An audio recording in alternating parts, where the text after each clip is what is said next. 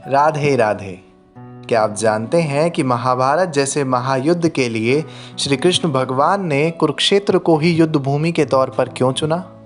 नहीं? तो सुनिए। महाभारत का युद्ध कौरवों और पांडवों के बीच में हुआ था, जैसा कि हम सब जानते ही हैं, जिसमें दोनों तरफ से करोड़ों योद्धा मारे गए थे। इस संसार का सबसे भीषण युद्ध भी था। उससे पहले ना तो कभी ऐसा युद्ध हुआ था और ना ही भविष्य में कभी ऐसा युद्ध होने की संभावना थी।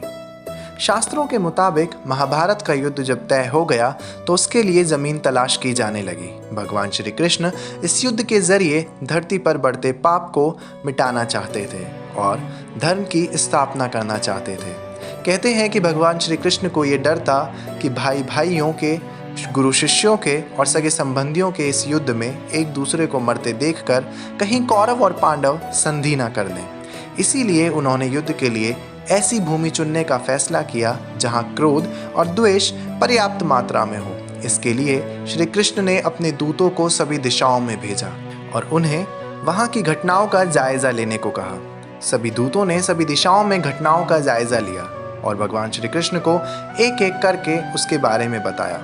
उसमें से एक दूत ने एक घटना के बारे में बताया कि कुरुक्षेत्र में एक बड़े भाई ने अपने छोटे भाई को खेत की मेड़ टूटने पर बहते हुए वर्षा के पानी को रोकने के लिए कहा, लेकिन उसने ऐसा करने से साफ इनकार कर दिया।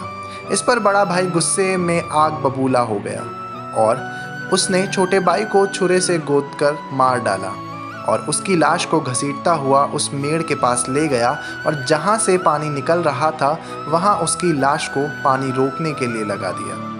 दूत द्वारा सुनाई सच्ची घटना को सुनकर श्री कृष्ण ने तय किया कि यही भूमि भाई भाई, गुरु शिष्य और सगे संबंधियों के युद्ध के लिए बिल्कुल उपयुक्त है।